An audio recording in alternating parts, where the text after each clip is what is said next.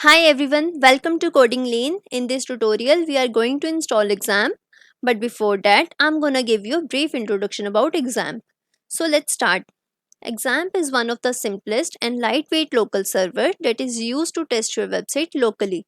Now what does it mean? It means before you upload your website on the internet, you need to develop it first. And for developing a website, you need a local server installed in your system. For that purpose, you will use XAMPP. Now you might be wondering that how could you install XAMPP?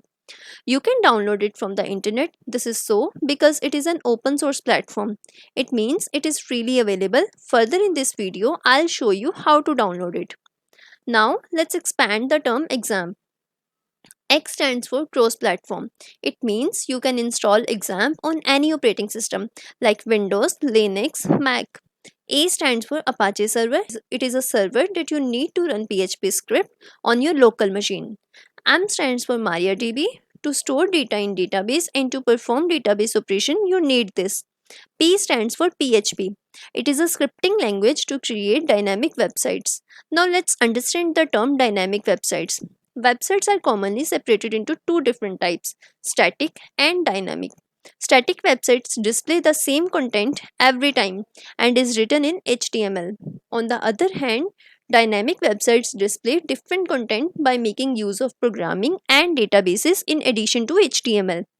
Another P stands for Perl. It is also a programming language. We are done with the introductory part. Let's begin with downloading XAMPP. Open the browser and type XAMPP in the address bar. Click on this download link. Now you can see XAMPP for different operating systems like for Windows, Linux and for Mac. As I am using Windows, so I will download this Windows version. This is the latest version and I am going to download this for 64-bit operating system. I am also sharing the link for 32-bit operating system in the description box. When your download is complete, you will get an exe file. But before installing XAMPP, you need another file which is Visual C++ redistributable package. Now click on this,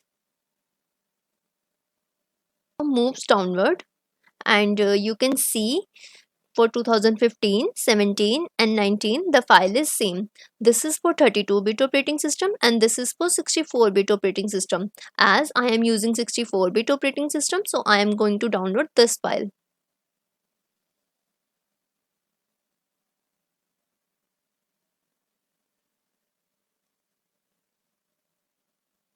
I am going to pause this download as I have already downloaded this file in my system.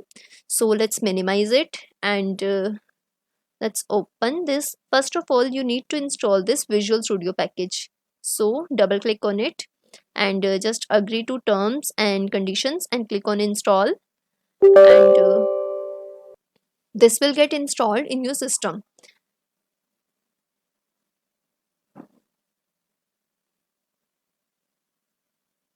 It's displaying message now that setup is successful. Now click on this close button. Now you can download this XAMPP. This is for 64-bit operating system. Let's minimize this.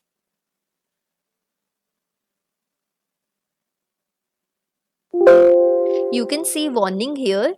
We will change the path for this, and for now click on OK and next. Again click on next, and this is the path.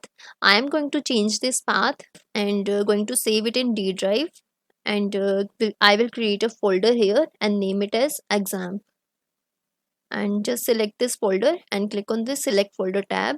Now you can see the path has been changed for XAMPP. Now click on next, and the language will be English. Click on next, again click on next and next. You just need to close this window. This installation is going to take time, so I am going to pause this video. Now you can see my setup has been complete, so I will click on this finish button. You can see XAMPP control panel here. To run PHP, you need two services. The first one is Apache and the second one is MySQL. To run Apache, you need to start this service by clicking on it, and as you can see, its color has been turned to green, which indicates the service has been started. Again, to start MySQL, click here, and you can see that its service also has been started. So let's close this.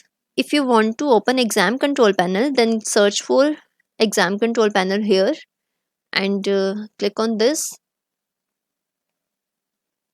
You can see exam control panel window here. The other way is to go to the folder where your exam has been installed. So we will move to D folder, and then exam, then move downwards and click on this exam control.exe file, and you can see exam control panel here. In the next video, we will learn how to install Sublime Text Editor. If you like my video, do subscribe to my channel and turn the black thumb blue.